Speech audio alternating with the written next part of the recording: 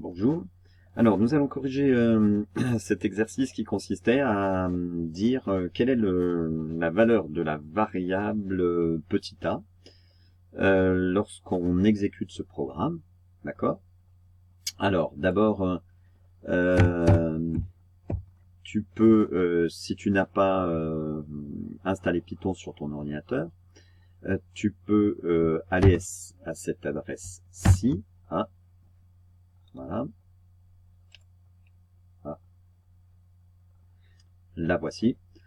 Voilà. Et puis dérouler, utiliser Python en ligne sur cette plateforme.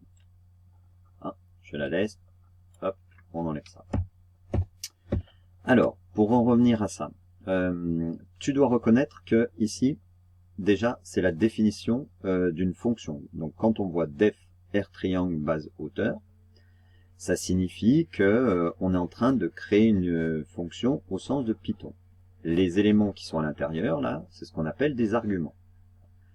On peut apparenter ça à des variables, comme dans les fonctions en mathématiques. Donc dans la syntaxe, def, c'est un mot réservé Python. Là, r triangle, bah, c'est le nom qu'on souhaite donner. Hein. On aurait pu l'appeler Toto, c'était pareil. Base et hauteur, c'est des noms aussi qu'on a définis nous-mêmes. Ce ne sont pas des mots réservés.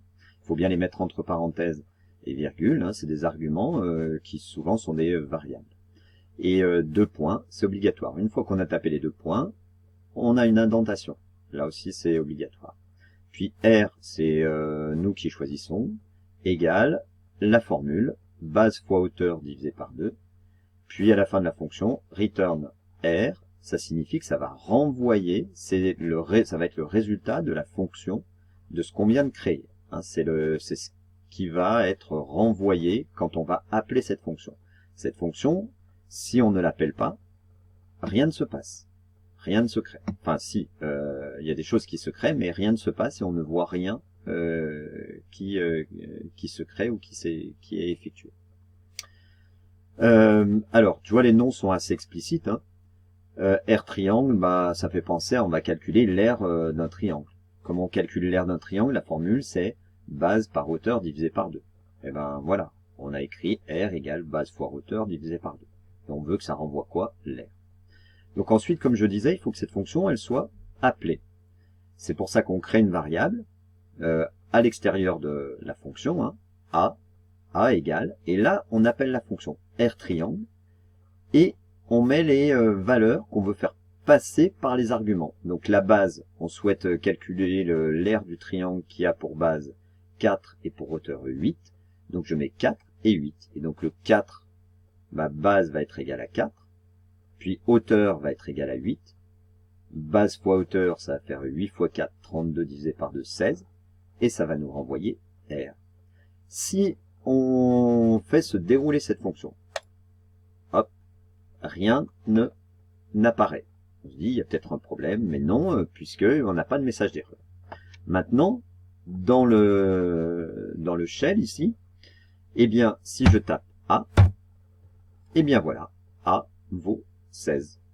Parce qu'on a, cette fonction s'est déroulée, A pris la valeur de l'aire triangle qu'on a fait calculer, donc maintenant, la valeur A vaut R triangle, le 4,8. Si j'avais souhaité que ça se déroule automatiquement, que voir le A directement, j'aurais pu écrire print, alors avec des guillemets, évidemment, et puis là, bah, l'aire du triangle, enfin on peut écrire ce qu'on veut, hein, de base 4 et de hauteur 8, et voilà. Et puis, pour que A apparaisse, on met virgule A. Donc quand on fait print, c'est un affichage dans la console, à l'écran. Hein. Si maintenant on fait se dérouler le programme, eh bien l'aire du triangle de base 4 est 16. Voilà.